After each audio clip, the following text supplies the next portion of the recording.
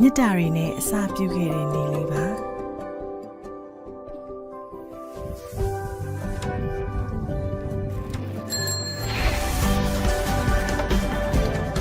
ကူညီတတ်တဲ့လက်တစုံကပြေဝလန်းဆန်းစေတယ်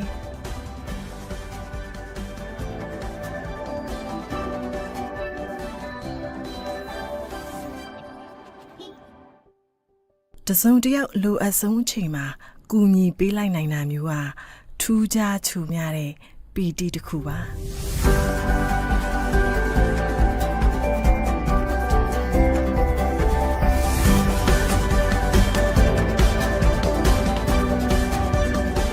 ဘဝရဲ့ချုံငိမ်တဲ့အခိုက်အတန့်ချွေးထွက်များလို့ရည်တတ်ဆုံး right ရဲ့ဒေတာအကောင်းဆုံး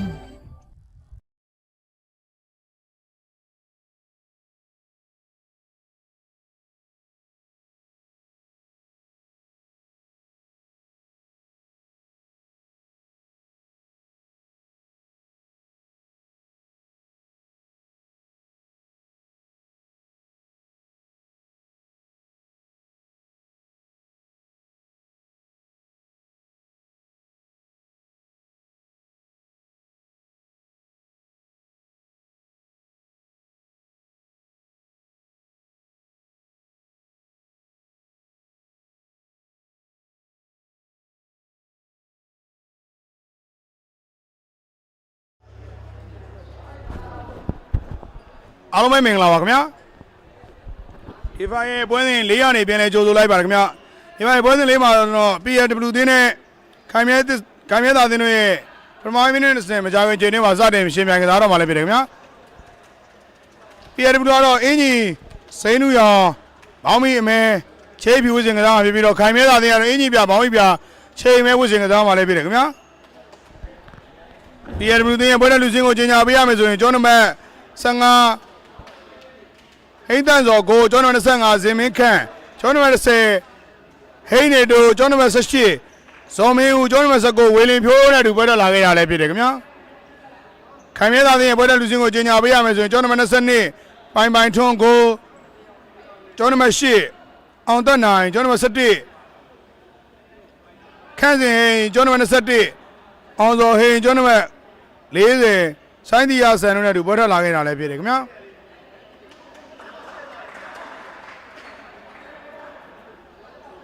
PLW သင်းကတော့ပထမပွဲမှာတော့ PG United ကို6-4 4ဆိုတဲ့ရလဒ်နဲ့နိုင်ရရှိထားခဲ့တာလည်းဖြစ်တယ်ခင်ဗျာ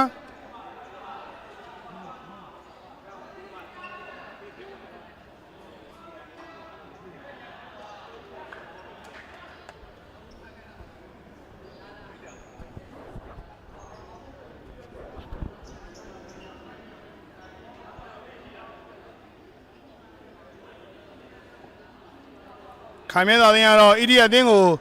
တည်ကြထားတဲ့ရမတ်တမတ်နဲ့ရမတ်တမတ်ရရှိထားခဲ့တာလည်းဖြစ်တယ်ခင်ဗျ။ဒီသင်းရဲ့ရလက်တွေဘယ်လိုရရှိအောင်စွမ်းဆောင်သွားမလဲဆိုတော့ချိန်နဲ့တပြင်းညီစောင့်မျှော်ကြည့်ရှုရမှာလည်းဖြစ်တယ်ခင်ဗျာ။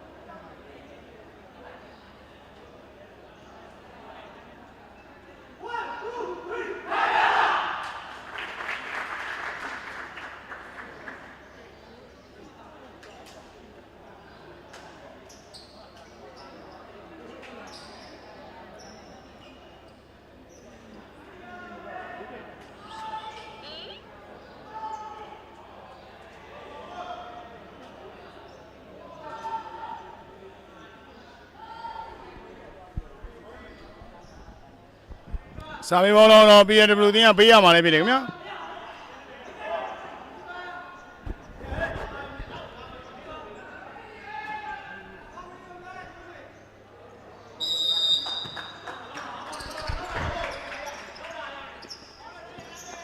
သမင်းဦးဟိနေတို့ရှုံးတွေ့ပေးထားတယ် ဝေလင်ဖြိုးနိုင်ငံနောက်ကျသွားခဲ့တယ်ခင်ဗျာနံပါတ်3ကစားသမားတွေကတော့လူငယ်တွေနဲ့အများဆုံးဖွဲ့စည်းထားတဲ့အသင်းလည်းဖြစ်တယ်ခင်ဗျာ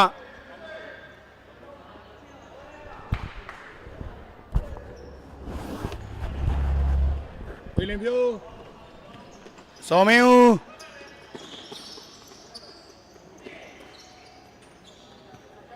ဝေလင်ဖြိုး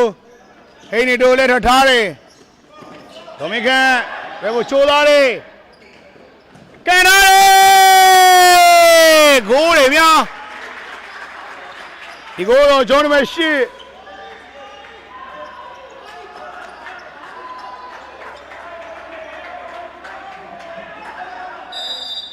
အောင်တဲနိုင်အသွေးဝေးသားရရတယ်ဖြစ်တယ်ခင်ဗျစင်မင်းရှိနေမိသားတဲ့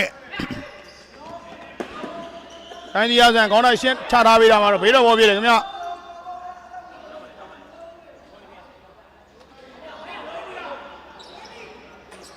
စောမင်းဦးဟိနေတို့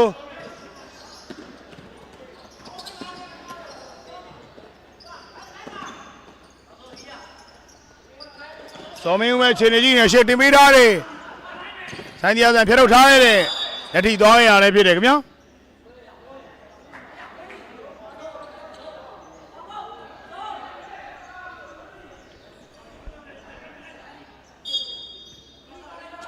စင်မင်းဦး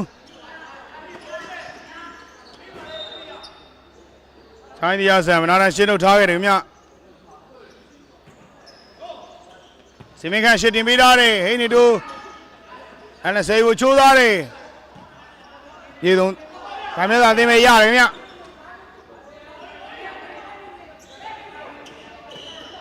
ရှင်းပဲပြန်တွဲပေးထားသေးတယ်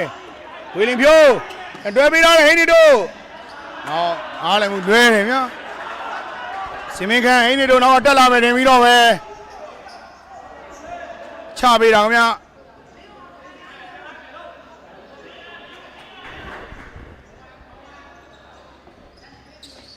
အောင်သိနိုင်ခန်းစီဟိအောင်သိနိုင်ပြတွဲထားတယ်အဲ့တော့ချိုးသားတယ်ဒီတော့ဘောခိုင်မြဲ PW သင်းကန်မှာလည်းဖြစ်တယ်ခင်ဗျာအဲ့ဒါစင်မင်းဦးအဲ့တော့ထားသေးတယ်ကန်ထားတယ်ဒီကတော်လေးကိုကောင်းမွန်ခဲ့တာခင်ဗျာ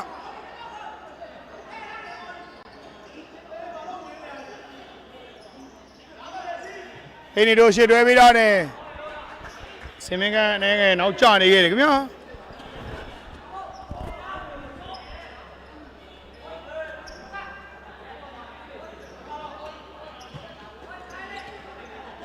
အောင်တကရှေ့တွဲပေးထားတယ်ဝီလင်ဖြိုးကန်တွဲပေးထားတယ်ဇော်မင်းဦးနေငယ်များတယ်ဗျာ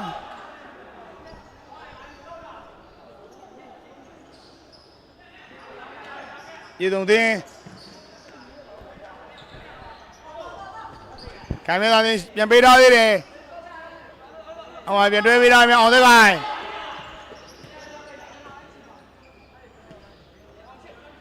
အောင်စောဟိနောက်မှကြည့်တယ်အောင်တခိုင်ရှုပ်ပြန်တွဲပေးထားတယ်များတယ်ခင်ဗျာဒီတော့ဘော PW သင်းကကန်ရမယ်ခင်ဗျာ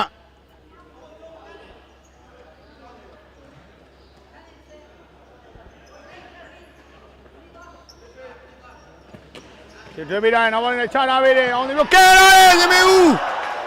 ဝင်းမျိုးရဲ့နောက်ဘောချပေးမှုတော့လေးကိုကောင်းမွန်ခဲ့သလိုကန်ချက်ဇော်မင်းဦးရဲ့ကန်ချက်ကလည်းတော်လေးကိုကောင်းမွန်ခဲ့တာခင်ဗျာကိုယ်တိုင်ထိတော့သွားခဲ့တယ်ခင်ဗျာလေဝင်တော့ငယ်ငယ်လေးတော့သွားခဲ့ရတယ်ခင်ဗျာပလင်ဝင်သင်းကောင်းကံဘောပလင်ဝင်ကန်မှာလည်းဖြစ်တယ်ခင်ဗျာ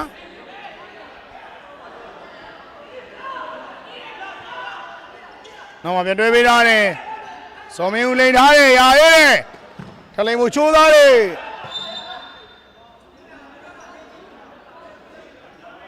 ခိုင်မြဲသားသင်းမနာတိုင်းရှင်းလို့ထားခဲ့ရဆိုတော့ပလင်းဝင်းသင်းကန်မှာလည်းဖြစ်တယ်ခင်ဗျာ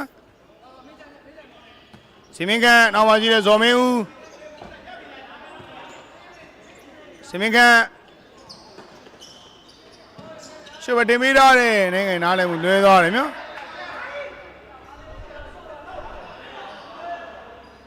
ရှေ့ဝတင်ပေးထားတယ်ဘုံရန်လဲအောင်မပေးထားတယ်ဗျာစော်မင်းဦးကန်တော့လေဒီမှာတော့ကျွန်တော်မှရှင်းနေပဲထိပြီးတော့ပဲတောင်းကန်မောဖြစ်တယ်ဗျာ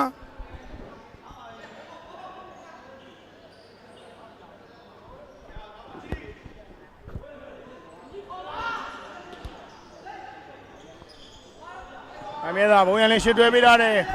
စော်မင်းဦးပြန်ပြတ်ထားတယ်ဗျစင်မင်းခန့်ဝင်းမျိုးအဲ့တော့ဘိုးကြိုးစားရင်းနဲ့ပဲဒီတော့ဘောဖြစ်တယ်ခင်ဗျာ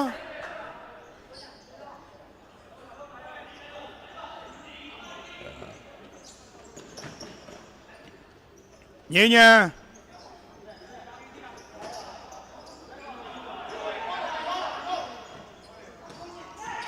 ဝီလင်းပြို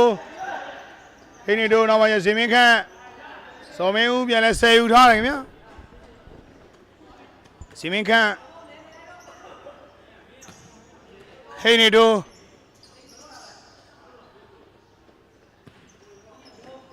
ဝီလင်းပြိုလက်ထထားသေးတယ်ရာသေးတယ်ခင်ဗျာလင်းဝင်းသိန်းရဲ့ခြေထဲမှာပဲရှိသေးတယ်ခင်ဗျာစင်မင်းဦးနောက်မှရစင်မင်းဦးစင်မင်းခန့်လက်ထထားတယ်ရာသေးတယ်ခင်ဗျာဝီလင်းပြိုတယ်ပြိုကြိုးစားမှာတော့ဒီတော့ဘောပဲဖြစ်သွားခဲ့တယ်ခင်ဗျာမလင်းဝင်းသိန်းကတော့လူငယ်လေးနဲ့အများဆုံးဖွဲ့စည်းထားတဲ့အသင်းတစ်သင်းနဲ့ဖြစ်တယ်ခင်ဗျာဒီကွာဖိုင်းကမှာတော့အလားအလာရှိတဲ့ကစားသမားလေးတွေကျွန်တော်တို့မြင်တွေ့နေကြရတာလည်းဖြစ်တယ်ခင်ဗျာအကပြိုးရှစ်တင်ပေးထားတယ်ဘိုးသမားမိရခင်ဗျာအကပြိုး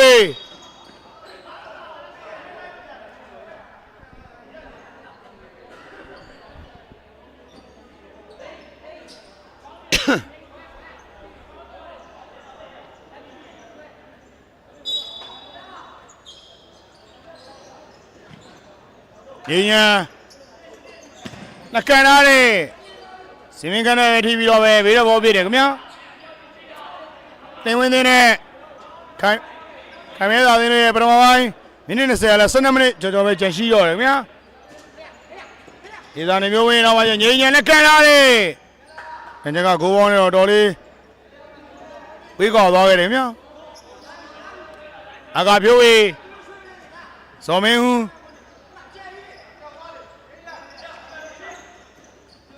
အကပြိုးရေးပေးဖို့ကြိုးစားတယ်ဘုံရန်လေးပြန်လဲဆယ်ယူထားတယ်ခင်ဗျငိမ့်ညံနဲ့တပေးထားတယ်ဘုသမားစီပဲရောက်သွားခဲ့တယ်ခင်ဗျဟိနေတို့အကပြိုးရေးအဲ့တော့ထားတယ်စော်မင်းဦးပေးဖို့ကြိုးစားမှာတော့ပြန်ပြသွားခဲ့ပြီးတော့ပဲခိုင်မဲသာသင်းပြီးတော့ဘောကန်ရမယ်ခင်ဗျဘုံရန်လေးနောက်မှရဲ့ငိမ့်ညံ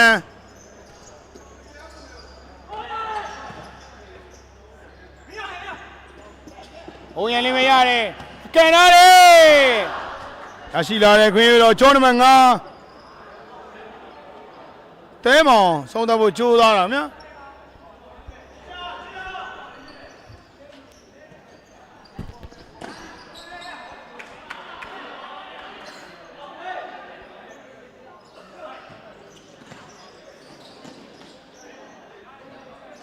အာကဖြိုးရေးမနာတန်းရှင်းလို့ထားခဲ့ရမှာဆိုတော့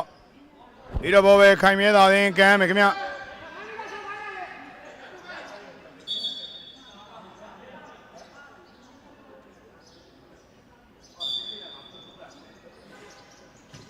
ဒီသားနေမျိုးဝင်ဆွဲပေးထားတဲ့ရဲပေါင်းစီပေးမှတော့များသွားခဲ့ပြီးတော့ပဲကိုလုံမောဖြစ်သွားခဲ့တယ်ဗျစော်မင်းဦး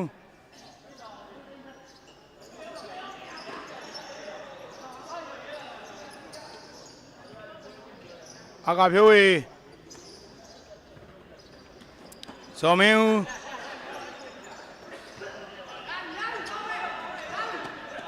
ဟိနေတို့အကဖြိုးဝေးစင်မင်းခန့်စော်မင်းဦးကန်ထားတယ်က ခင်ဗျာကိုဘောနေတော့မတည့်ခဲ့ဘူးခင်ဗျာတိုင်းအောင်ခိုင်မြဲသာတင်ကခေါ်ထားခဲ့တာလည်းဖြစ်တယ်ခင်ဗျာ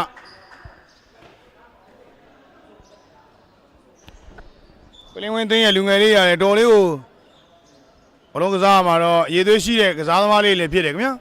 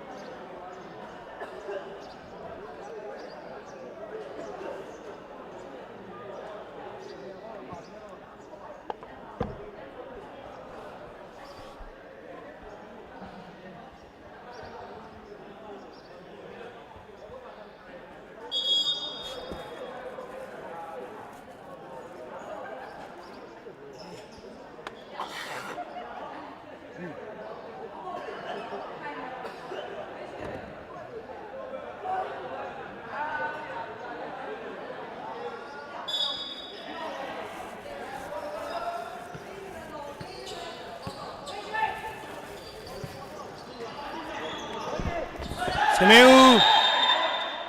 ဟုတ်ပါတယ်ဗျာအိုင်းတရားဆန်ဆိုင်းတရားဆန်နောက်ကနေပြီးတော့ဝင်လာမှာကျန်းတယ်ဆိုပြီးပြစ်ဒဏ်ပေါ်ပေးထားခဲ့ရလဲဖြစ်တယ်ခင်ဗျာ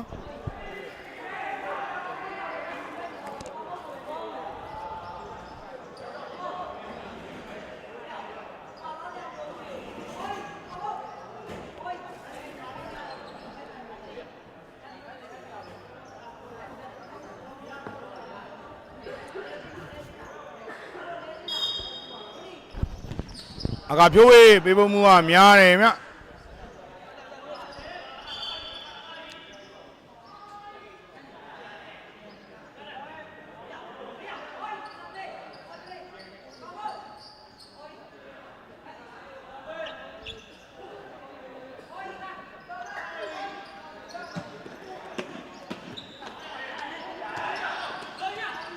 စောမင်းဦး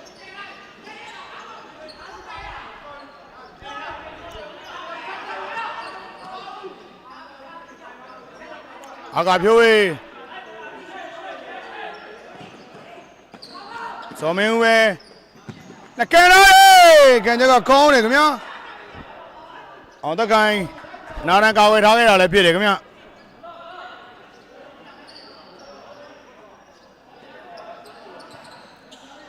အကဖြိုးဝေး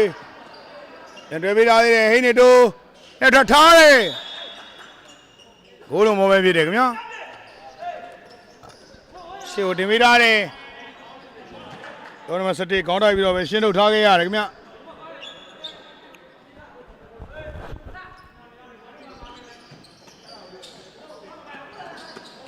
စန်ဒီယာဆန်အောင်မပေးထားတယ်အောင်တခိုင်အောင်တော်ထွေးအောင်မပြန်ပေးထားတယ်လက်ထထားတယ်ရသေးတယ်ခင်ဗျအောင်တခိုင်အိန္ဒိယဆန်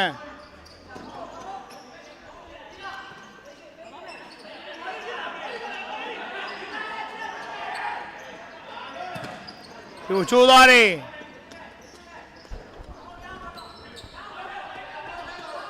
အောင်တော်ထွေးအောင်တော်ရင်မဲ့ခြေနေကြည့်နေကန်လာတဲ့ကဲဒီပုံမှုကတော့များသွားပြီးတော့ပဲဒီတော့ဘောဖြစ်တယ်ခင်ဗျ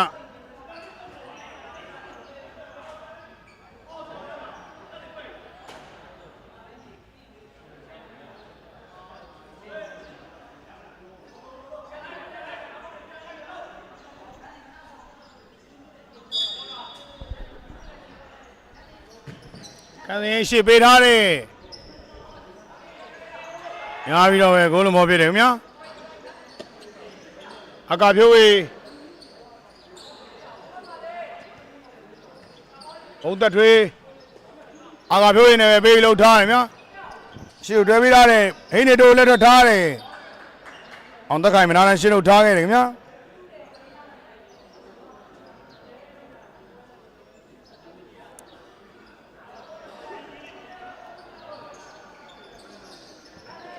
ရှေ့ဝဲပြန်တွဲပေးထားသေးတယ်ဆိုင်ဒီယာဆန်လက်ကန်လာတယ်ကန်ချက်ကကိုပေါင်းနေတော့လက်ချော်သွားခဲ့တယ်ဗျာပလင်ဝင်းသင်းနဲ့ခိုင်မဲသာသင်းတို့ရှင်ပြန်ကစားခဲ့တာဆို15မိနစ်နီးပါးရှိလာပြီလေဖြစ်တယ်ခင်ဗျာချိန်မှာတော့ခိုင်မဲသာသင်းကတကိုးကုန်းပြီးဆိုရတဲ့ဥဆောင်နေခဲ့တာလည်းဖြစ်တယ်ခင်ဗျာဟိနေတို့ဘုံသက်ထွေးဝေလင်းဖြိုးလက်ထထားတယ်ရသေးတယ်ဝေလင်းဖြိုးဘုံသက်ထွေးနဲ့တွဲထားတယ်အောင်သက်ခိုင်မဲရှုပ်တွဲပေးထားတယ်အာကာပြိုးရှင်းလို့တော့မသေးသေးတာနေပဲတောင်းကံမောဖြစ်တယ်ခင်ဗျာ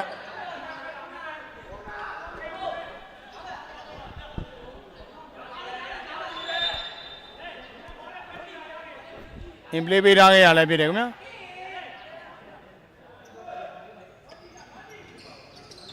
ငါတို့တွဲပေးထားတယ်အောင်သက်ခိုင်ရှေ့ပဲပြန်တွဲပေးထားသေးတယ်လက်ကန်ထားတယ်အောက်ကံမောဖြစ်တယ်ခင်ဗျာ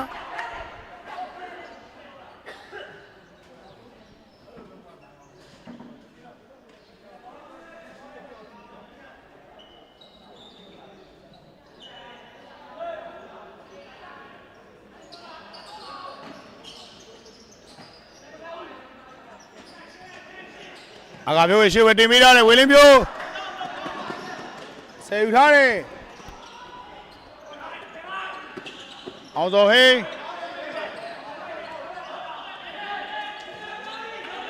အောင်သက်ခိုင်အောင်သက်နိုင်မယ်နောက်မှရေပေးထားရည်မြအောင်သက်နိုင်မယ်ရှေ့ဝဲတင်ပေးထားတယ်ဘုံပေးမှုကတော်လေးကိုများသွားပြီးတော့ပဲဘိုးလုံးမဖြစ်သွားတယ်ဗျာ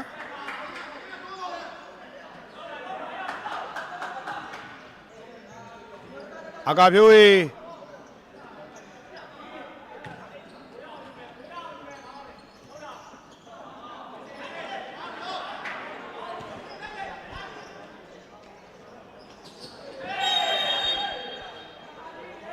ဒီတမော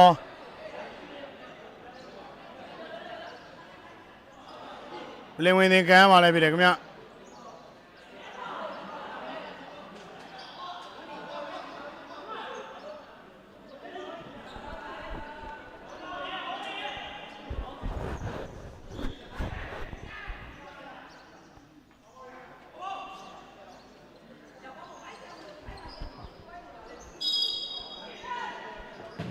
ာကဖြိုးလက်ကန်ထားတယ်အောင်စောဟိန်းအောင်တနိုင်အောင်စောဟိန်းနဲ့ဘေးလှုပ်ထားတယ်ဗျာအောင်တနိုင်မဲရှုပ်တင်မိထားတယ်ဘုံတွေရှင်းလှုပ်ထားတယ်အာကဖြိုးကြီး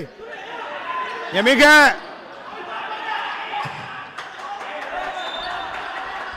ဒီတော့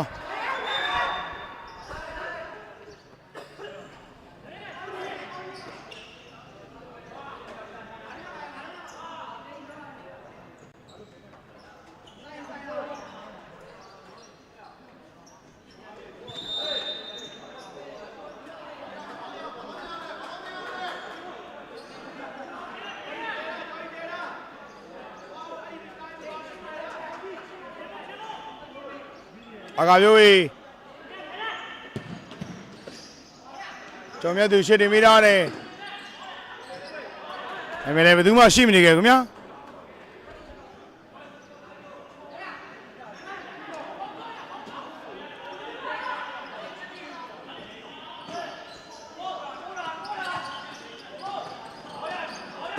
ရှစ်တင်ပေးထားတယ်ဘောလုံးဆွဲရမှာများပြီးတော့ပဲ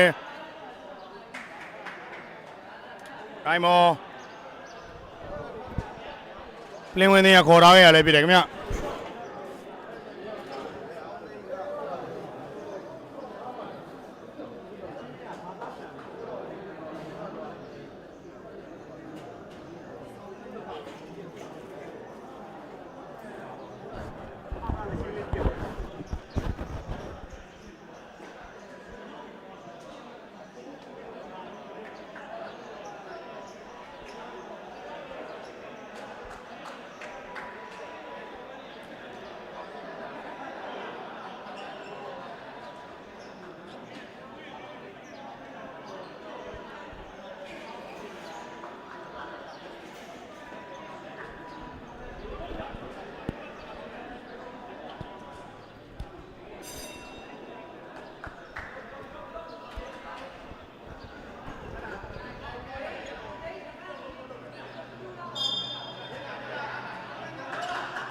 အကာဖြိုးဝေး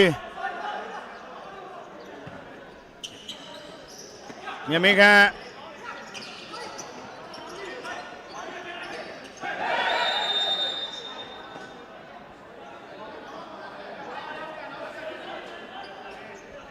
မြမင်းခန့်ကတော့ဝါကပြပြသတိပေးလိုက်တာလည်းဖြစ်တယ်ခင်ဗျာ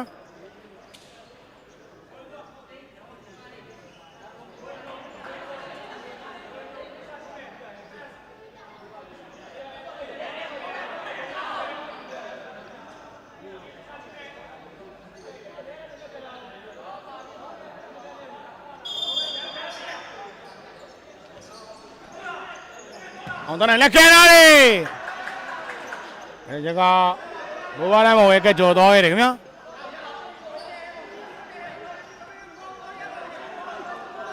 မြမင်းခန့်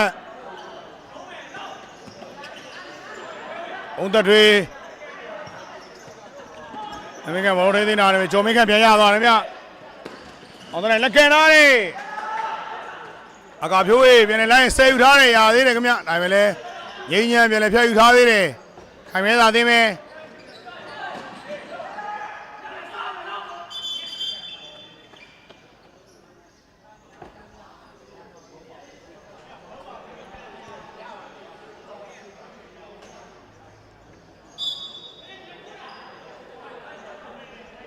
ဘုံတထွေညမင်းခန့်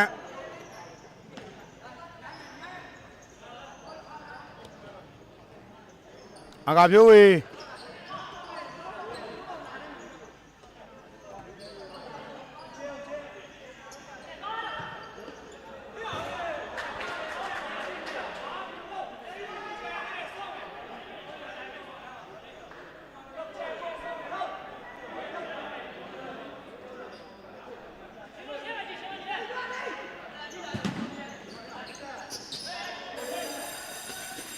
ကျွန်တော်စင်ကနေတင်နေပါပဲ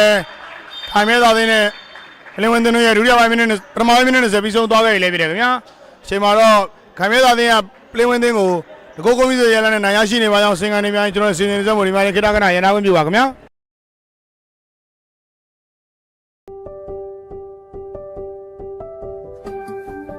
မြစ်တာတွေနဲ့အစာပြုခဲ့တဲ့နေလေးပါ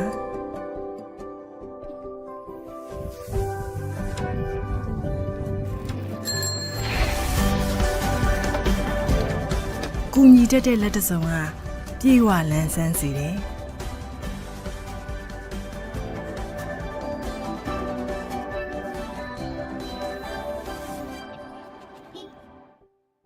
တစုံတယောက်လိုအပ်ဆုံးအချိန်မှာကူညီပေးလိုက်နိုင်တာမျိုးဟာထူးခြားချူများတဲ့ပီတိတစ်ခုပါ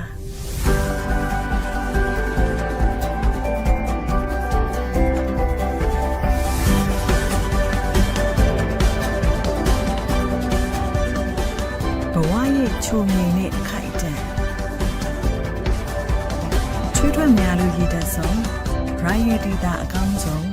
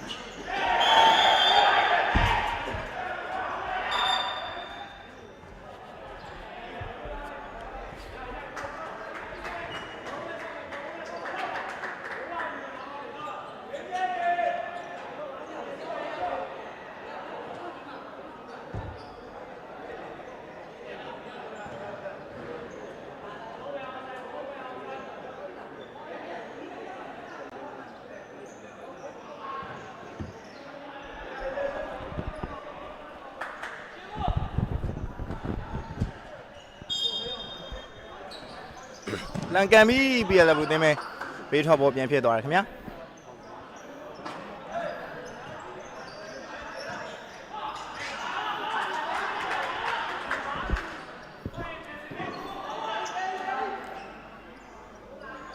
အမေသာတင်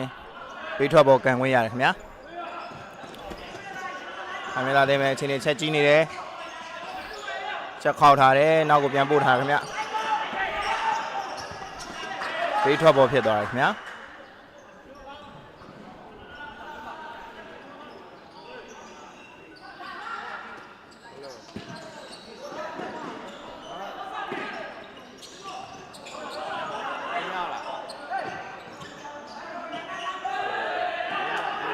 ြည်တယ်ဘူးမဲတောက်လျှောက်ဆွဲလာတယ်လန်ကန်ပြီ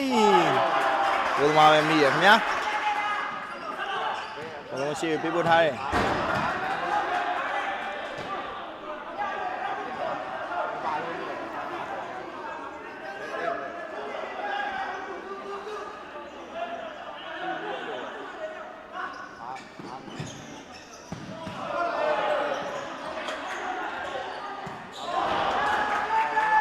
ခိုင်မဲသားအတင်းကျောင်းနံပါတ်6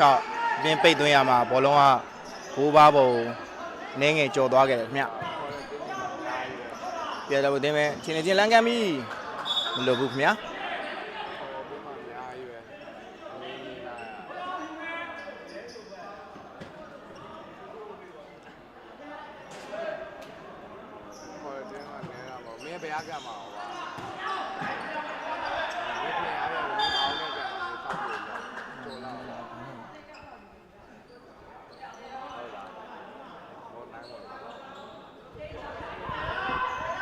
ပြည်တယ်ဘူးတင်းဘေးထွက်ပေါ်ကန်ခွင့်ရတယ်ခင်ဗျာပေးလေးလှုပ်ထားတယ်ချက်ကြီးနေတယ်ခောက်ထားတယ်နောက်ကိုပြန်ပို့ထားတယ်ချက်ကြီးနေတယ်ကန်ဖို့ကြိုးစားရမှာမလိုဘူးခင်ဗျာတကန်ဖို့ကြိုးစားတယ်ရှုပ်ချက်ခန့်နေအနေထားပါပဲဂိုးပြီခင်ဗျာ PIW အတင်းရဲ့ကျောင်းနံပါတ်23ရှုပ်ချက်ခန့်နေတဲ့အနေထားကနေပြေးဝင်ပိတ်သွင်းရမှာကိုရရှိသွားခဲ့တာပဲဖြစ်ပါတယ်ခင်ဗျ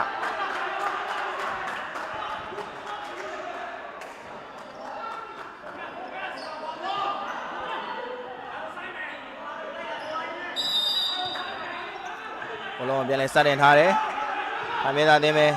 ပေးလေးလှုပ်ထားချက်ခောက်ထားတယ်။ရှေ့ကိုလမ်းပို့တယ်မလုပ်ဘူးခင်ဗျ။ဘေးထွက်ပေါ်ဖြစ်သွားခဲ့တယ်ခင်ဗျာ။ပြည်တော်တင်းဘလုံးပြန်စတင်ထားတယ်။ချင်းချက်ကြီးနေတဲ့ဒါလေးတောက်ပေးထားတယ်။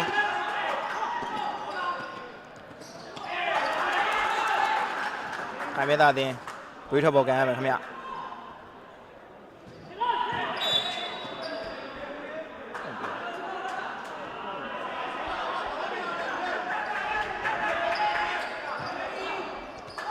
ပြေးလေးလှုပ်ထားတယ်မလုပ်ဘူးခင်ဗျလုပ်ခင်ဗျရှင်လူနေတယ်ခင်ဗျရှင်လူနေတယ်ဘိုးလုံးပေါ်ပဲဖြစ်သွားကြတယ်ခင်ဗျ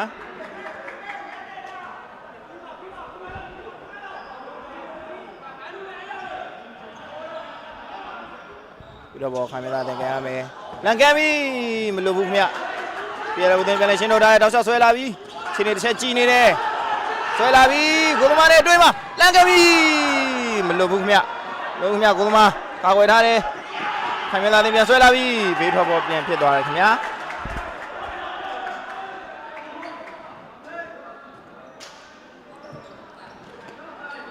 ပြေဦးတင်ပဲဘောလုံးရရှိထားတယ်ရှင်တစ်ချက်ကြီးနေခောက်ထားတယ်ရှေ့ကိုပေးပို့ထားတယ်ချက်ခောက်ထားတယ်နားလည်မှုအနေငယ်လွဲသွားခဲ့တယ်ခင်ဗျာ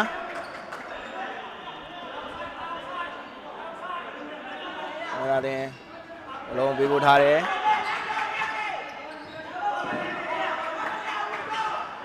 ချင်းနေတစ်ချက်ကြီးနေတယ်လင်းချက်ခောက်သွားပြီးကြော်သွားတယ်ခင်ဗျမလွတ်ဘူးခင်ဗျဘေးထွက်ပေါ်ခိုင်မဲသားတင်ရခံရမယ်ခင်ဗျ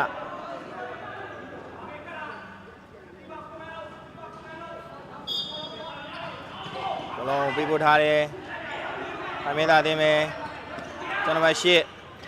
ရောက်ကြော်သွားတယ်ပြန်ပို့ထားတယ်ခင်ဗျဘလုံးတားလေးတောက်ဝေးထားတယ်လန်ကန်ပြီ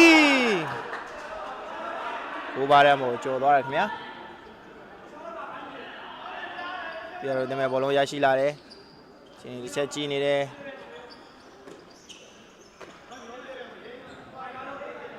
ချက်ဖိန်ထားပြီးတော့လုတ်ကိုစောင့်နေကြတာခင်ဗျဆက်လင်ထွက်သွားတယ်ကြောက်တယ်ပဲလက်ငတ်ပြီကိုသမားတော်တော်ကောင်းမွန်တဲ့အနေထားပဲခင်ဗျPLW အသင်းရဲ့ကန်ချက်တွေကိုအနီးကပ်ဆိုသလိုကာကွယ်ခဲ့တဲ့အနေအထားကိုတွေ့မြင်ရတယ်ခင်ဗျခံမြဲတာအသင်းရဲ့ကိုသမားပိုင်ထွန်းနေငယ်တန်းရရှိသွားတာကိုတွေ့ရှိရတယ်ခင်ဗျာ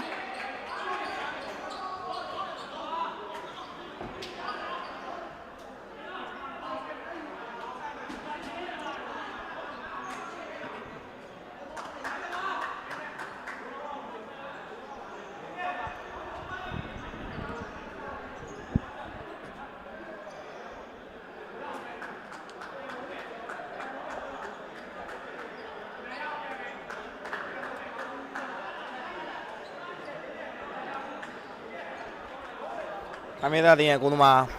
ပိုင်ထွန်းနေရမှာနောက်ထပ်ကိုသမားတအုပ်ဖြစ်တဲ့အောင်သူလူစားလဲဝင်ရောက်လာခဲ့တာပဲဖြစ်တယ်ခင်ဗျာဒီမှာတော့ PLW တင်ဘောလုံးပြန်လဲစတင်ထားတယ်လေးလေးလုံးနေတယ်ချက်ကြီးနေတယ်ပြေဖို့ကြိုးစားမှာမလိုဘူးခင်ဗျ PLW တင်မဲ့ပြန်လဲရရှိလာတယ် PLW တင်မဲ့အလျှောက်ဆွဲလာတယ်ဒီမှာ25စောလုံးပေးဖို့ထားခဲ့ရမှာနောက်ကိုပဲပြန်လေရောက်ရှိသွားခင်ဗျ။ခံမဲတာတင်းဝေးထွက်ပေါ်ကန်ခွင့်ရရှိပါတယ်ခင်ဗျာ။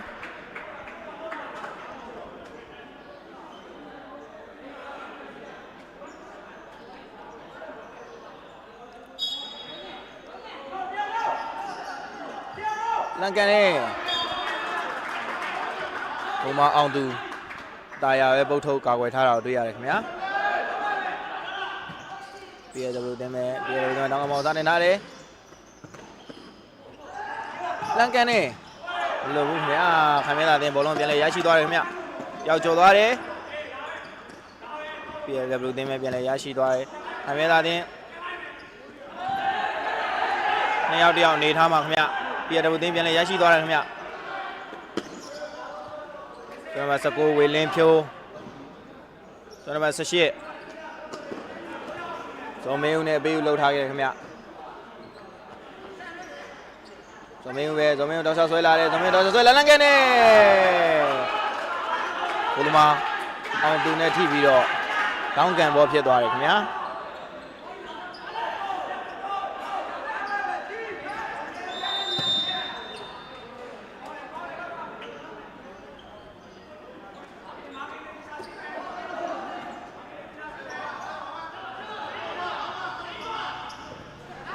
အမေသာတင်မယ်ကြိုက်တင်ထားတယ် PLW တင်ဖြတ်ထုတ်ကာကွယ်ထားတယ်ခင်ဗျ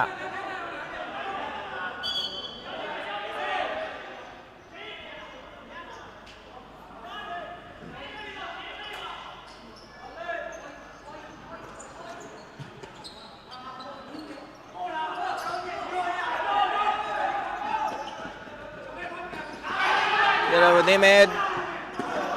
လို့ဘူးခင်ဗျာကိုရရှိနိုင်တဲ့အနေအထားမှာခိုင်မြဲတာအသင်းရဲ့နောက်ခံလူနဲ့ညှိပြီးတော့မှဘေးထွက်ပေါ်ဖြစ်သွားခဲ့တယ်ခင်ဗျအဲ့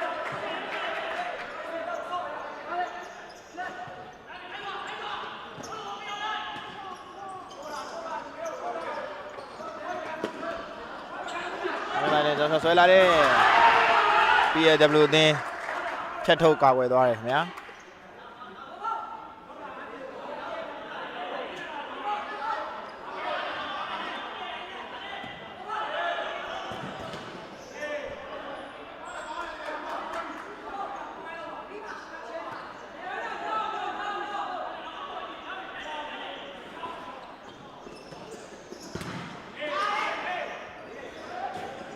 မတ်30ဖုံးလျက်လင်း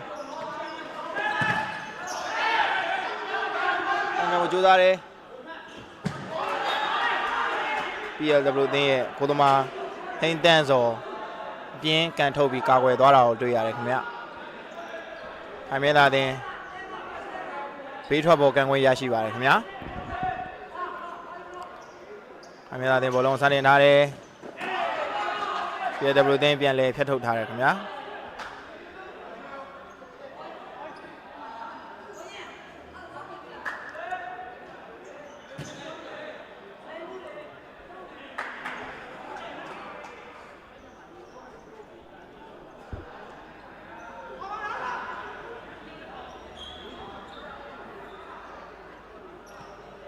ရှစ်မြန်မင်းခန့်ကျွန်တော်10ဟန်နီတိုကျွန်တော်18ပဲခြေကိုပေးပို့ထားတယ်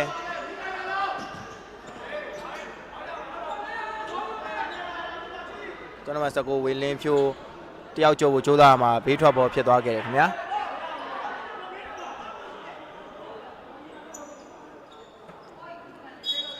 ဟန်နီတိုဘောလုံးစတင်ထားတယ်အမေသာတင်မဲ့တောက်လျှောက်ရရှိသွားတယ်လန်ကန်ပြီကိုရဖို့အလွန်အင်မတန်နီးစပ်ခဲ့တဲ့အနေအထားမှာပဲဘောလုံးကကိုးပါးတဲ့ဘေးကနေဖြတ်ထွက်သွားတယ်ခင်ဗျအမေသာတင်မဲ့ပြန်လည်ရရှိထားတယ်ကျွန်တော်21ပိတ်သွင်းလိုက်ပြီကိုးရခင်ဗျအမေသာအသင်းရဲ့ကျွန်တော်8အောင်တက်နိုင်ရဲ့သွင်းကိုးပဲဖြစ်ပါတယ်ခင်ဗျအမေသာအသင်းကတော့ဒုတိယမြောက်ဦးဆောင်ကိုရရှိသွားပြီပဲဖြစ်ပါတယ်ခင်ဗျာပွဲပြီးဆုံးဖို့9မိနစ်ကြော်ပဲလိုတော့တဲ့အနေအထားမှာပုံမကြည့်ကောင်းလာမဲ့ပုံစံမျိုးတော့တွေ့မြင်ထားရပါတယ်ခင်ဗျ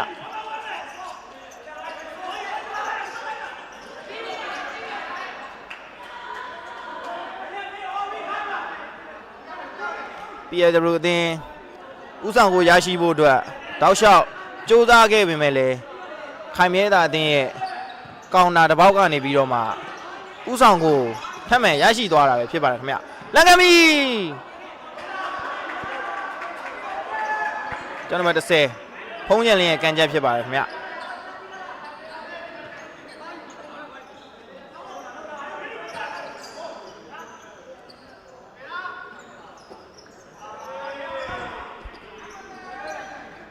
ဟန်နီတိုတစ်ချက်ကြည့်နေတယ်ဟန်နီတိုပဲပြန်ရထားခင်ဗျခြေနဲ့တစ်ချက်ကြည့်နေတယ်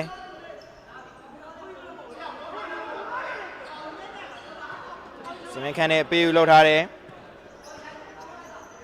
ဟန်နီတိုပဲ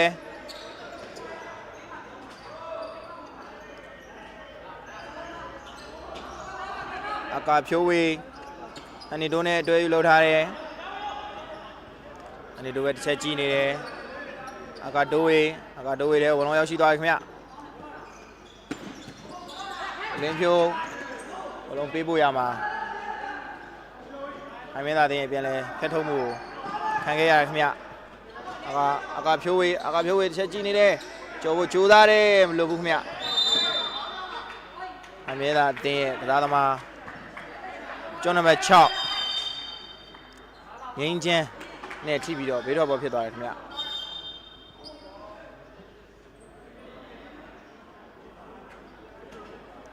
အမြဲတမ်းအတင်းကစားသမားတူအနေငယ်ထိခိုက်ဒဏ်ရာရရှိနေတာကိုလည်းတွေ့မြင်ရတယ်ခင်ဗျာ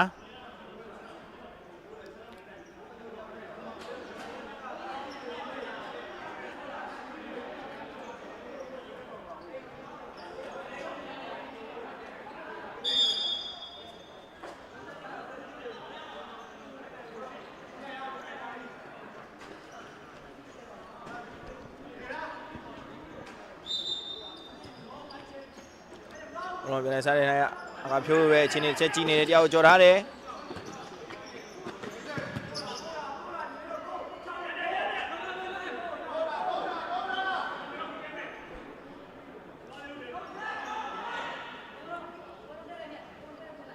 ခမဲလာတယ်ပြီးတော့ဘောကန်ထားတယ်လန်ကန်ပြီတောင်းကန်ပေါ်ခံမြဲတာအတင်းကန်ခွင့်ရရှိမှာပဲဖြစ်ပါတယ်ခင်ဗျာ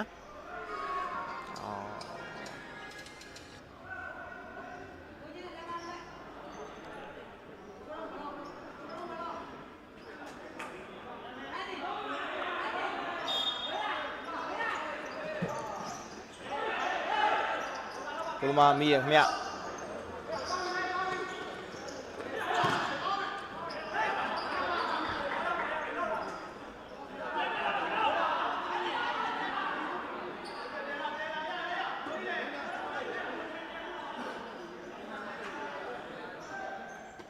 လန်ကန်မီဝေးရနေလန်ကန်ရမှာကိုပါရန်ဘောကြော်တက်သွားခဲ့တာပဲဖြစ်ပါတယ်ခင်ဗျ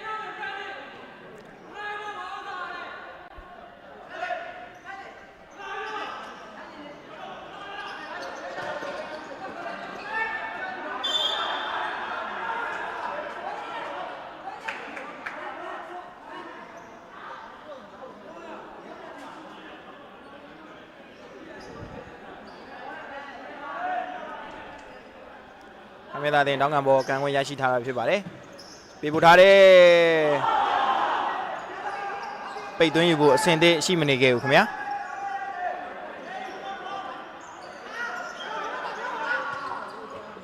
အကာဖြိုးပဲတောက်လျှောက်ဆွဲလာတယ်အကာဖြိုးပဲဘလုံးရဖို့ကြိုးစားနေတယ်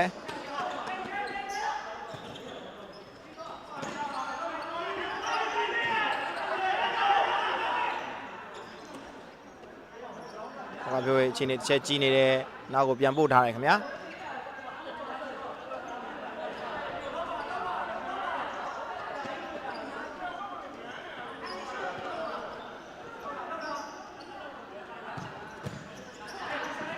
အမေသာတင်ဘောလုံးပြန်လဲရရှိသွားပြီခင်ဗျာလန်ကန်မီဝေးတယ်ခင်ဗျာဒီချိန်မှာတော့ PSW အသင်းဘက်က time out ခေါ်ထားတာပဲဖြစ်ပါတယ်ခင်ဗျာ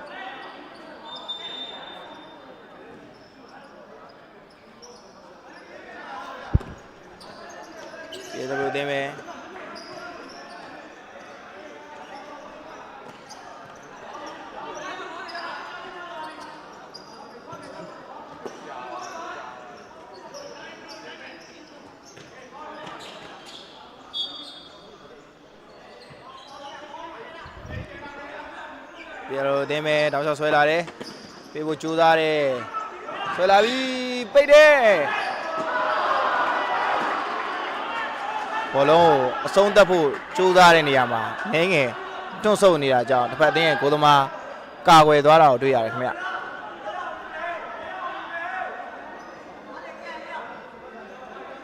ပြည်တော်တင်တောင်းကန်ပေါ်ကန်ခွင့်ရရှိတာဖြစ်ပါတယ်ခမင်းသားတင်မယ်ဘောလုံးရဖို့ကြိုးစားနေတယ်ပေးထွက်ပေါ်ဖြစ်သွားခဲ့တယ်ခင်ဗျ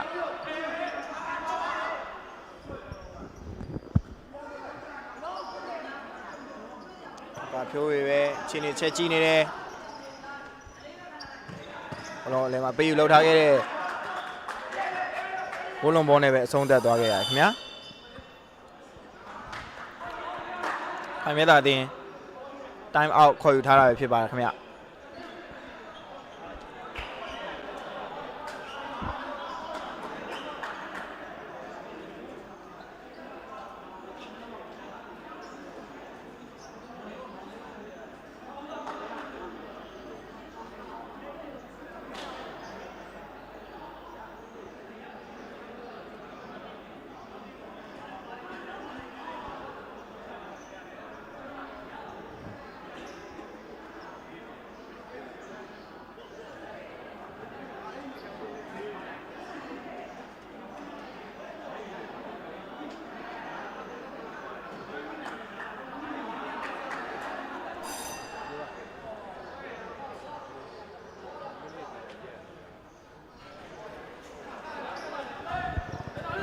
ခိုင်မဲသာအသင်းဘောလုံးကိုပြန်လဲစတင်ထားတယ်ခင်ဗျရှေ့ကိုပေးပို့ထားတယ်ခင်ဗျာဘောလုံးရှင်အလူမှာတော့ဖြစ်တဲ့ဘောဖြစ်သွားခဲ့တဲ့အနေအထားကိုတွေ့ရတယ်ခင်ဗျ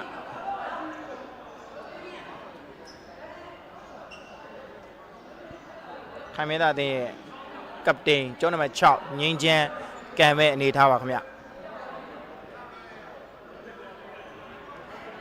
ချိန်နေတစ်ချက်ကြည့်နေတယ်သုံးသက်ဖို့ကြိုးစားတယ်ခင်ဗျာမလွတ်ဘူးခင်ဗျပြည်တော်အသင်းပြန်လဲရရှိသွားပါတယ်ပြည်တော်အသင်းပဲ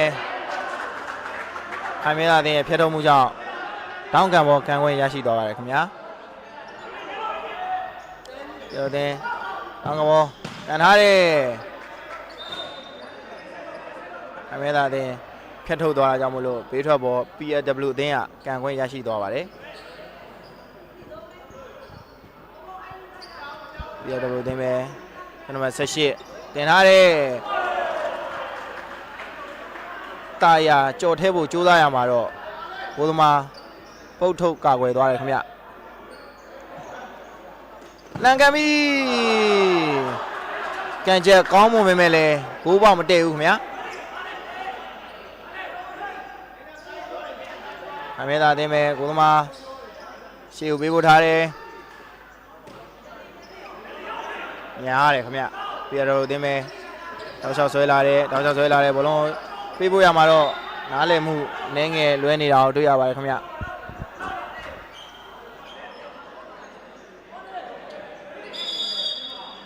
အမေသာအသင်းရဲ့ဂိုးသမားပိုင်ထွန်းတန်းရနည်းငယ်ရရှိသွားတာကိုတွေ့ရပါတယ်ခင်ဗျာ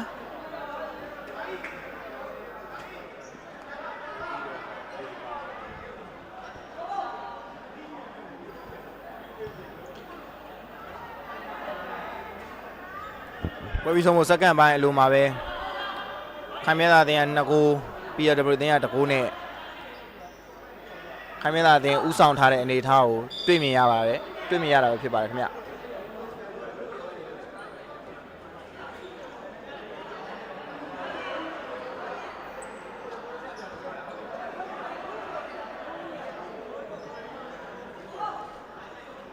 ဘုမအောင်သူလူစားလဲပြန်လဲဝင်ရောက်လာပါပြီခင်ဗျ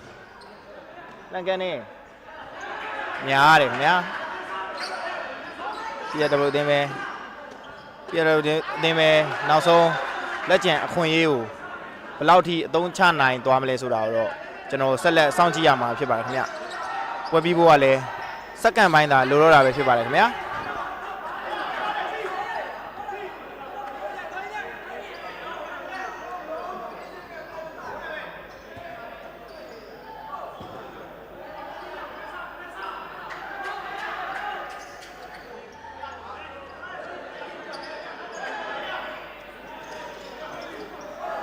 ဆုံးတော့ကြိုးစားတယ်ပွဲပြီးဆုံးချိန်မှာတော့ခိုင်မဲသာအသင်းက2ဂိုး PSW အသင်းက1ဂိုးနဲ့ခိုင်မဲသာအသင်းကအနိုင်ရရှိသွားပါတယ်ခင်ဗျာ